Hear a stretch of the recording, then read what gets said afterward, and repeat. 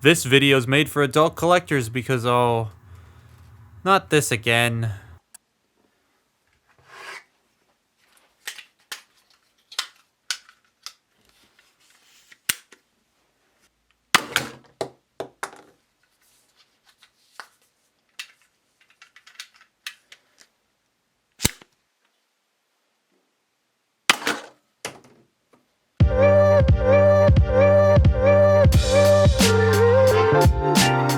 So these two morons weren't in Dark of the Moon, except for a shot where they completely forgot to edit the cars out, but they still got toys nonetheless because they were planned to be in this. I'm not going to go into the controversies again because I've done it twice already, but there is one thing I want to point out. So everybody here knows Theorymus, he's a great guy and I highly recommend you check out his channel, but he made a video on Skids and Mudflap, and before that he made a poll asking if people thought these were racist or something, and a majority said no.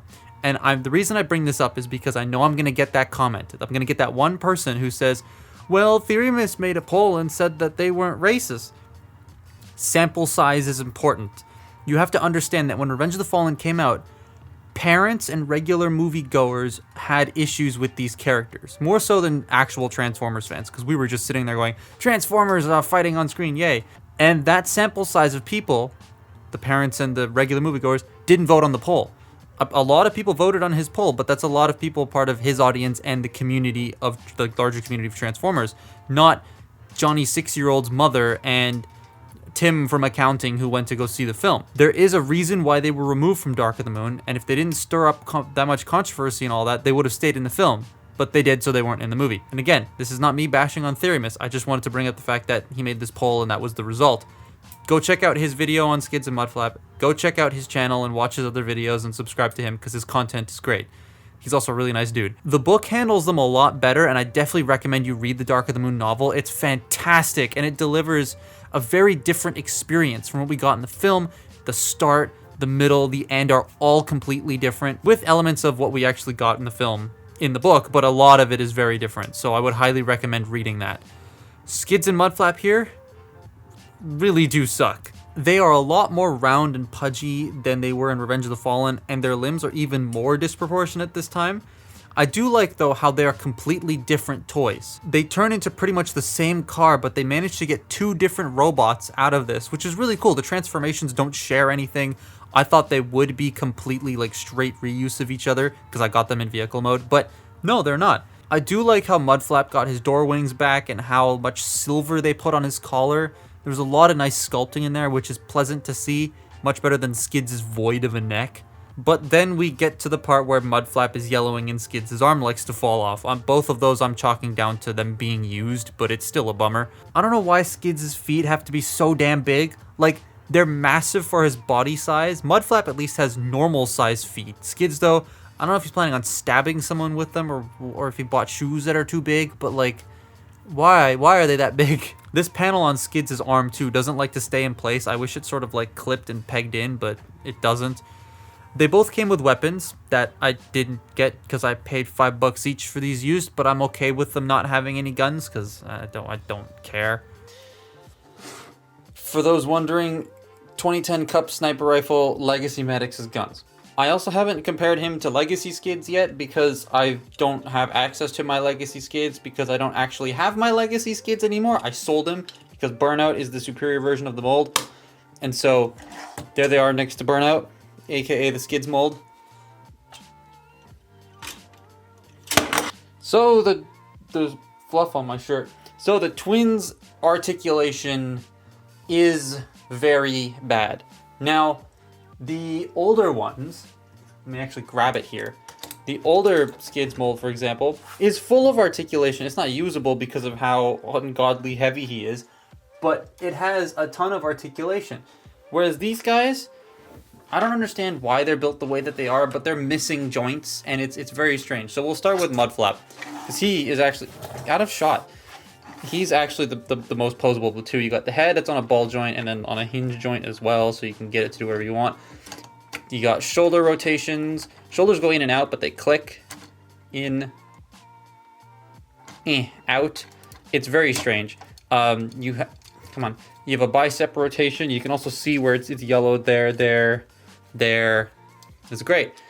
Double bend at both elbows, nothing at the wrists, nothing at the waist, though you can twist it side to side, which is strange.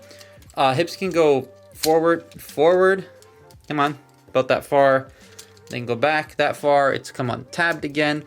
They can only go out about that far before they push on the wheels and then pop the torso out, which is why I'm holding it here. Thigh rotation, you have a knee bend that doesn't really look like it accomplishes much, and then the toes can go forward, which I guess is nice, right? It's always good to have toe forward motion. Now the wiki, oh my goodness gracious. The wiki does state that some copies of these, when you would move the arms, they would just pop right off and you have to pop them back in. So you have to shave a very specific thing right there. You can see where it's stressing to like get it to not do the poppy pop thing. Probably in there as well. This is the idiot that's missing things. I knocked everything over. Head is the same as mud flap, ball joint, hinge joint. Shoulders can go in and out here, and then they rotate below. So you have your rotation here.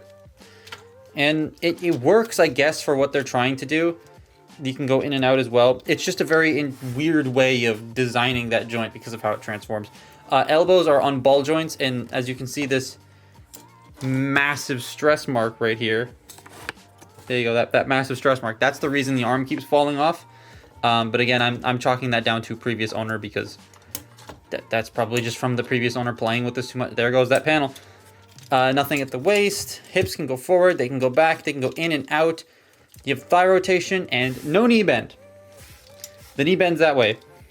I've tried and tried, but this piece bumps into here and I cannot bend the knee without breaking it. He has no knees. What is this, a Lego mech? That's it. And again, heels. He also has heels. Fold them out so that he stands.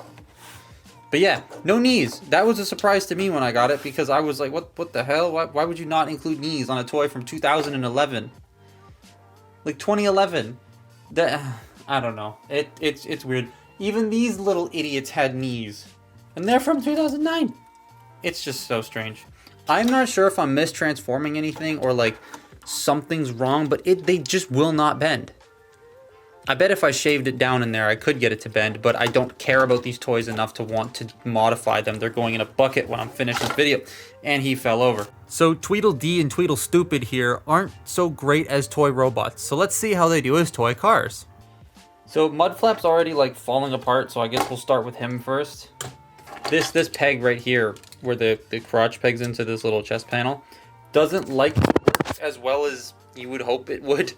But anyways, so you make him T-pose, get the doors out, like that. Oh, you can display the doors up fully if you so choose to.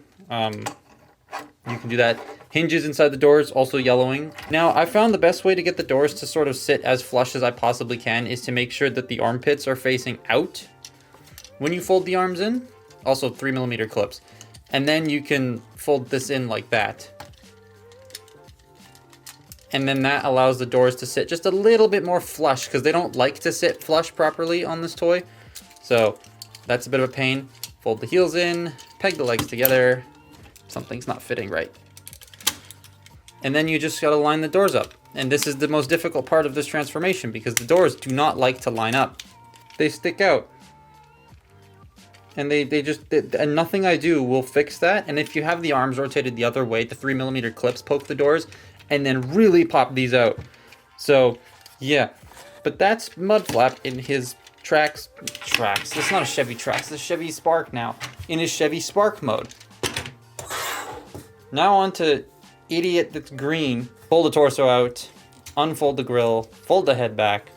This part's annoying. So getting the windshield around, you want to twist it and it popped off. And that happens all the time. Going from both modes, it pops off. So you got to rotate it around this, right, to get it up and into place. And finagling it, it just starts to come off, which is very unfortunate. But peg it in like that, fold out the hood, bring the roof down and over this section, bring this shoulder section forward, rip the arm completely off, bring the section forward, fold the feet up, fold the feet, fold the feet up. There we go. Peg, you idiot. Come on. Skids in car mode. This folds in because it doesn't peg in. That reminds me of Titan's Return Hot Rod a lot because his front end thing wouldn't tab in. Also, Skids has the unfortunate thing of his face just being right there, whereas with Mudflap it's covered. So he's constantly staring at you. Rotate the head, but he's constantly staring at you.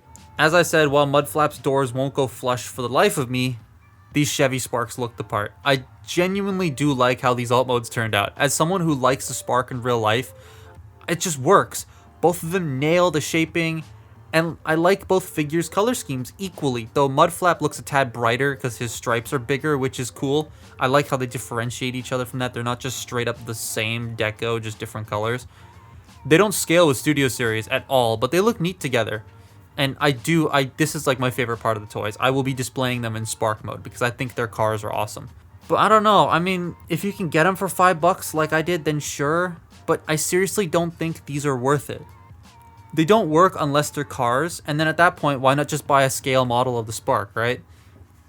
If you want a cheap Skids and Mudflap, because Studio Series probably won't happen, at least not for a very long time, then yeah, these are super cheap and easy to pick up. Otherwise, I would say avoid them. If you're dying for a Skids and Mudflap, the ice cream truck one is probably the best one to go for because not only does it scale with Studio Series, it's a much more interesting set of toys. These two are they just fumble the bag. They feel like Human Alliance Basics toys, just without all the fun on them. It's unfortunate. But that's my look at Dark of the Moon Skids and Mudflap. Hopefully my last time looking at a Skids and Mudflap. Follow me on Twitter and Instagram. Oh no, I just remembered the Human Alliance ones exist. Follow me on Twitter and Instagram, and I'll see you next time. Bye-bye. Pain.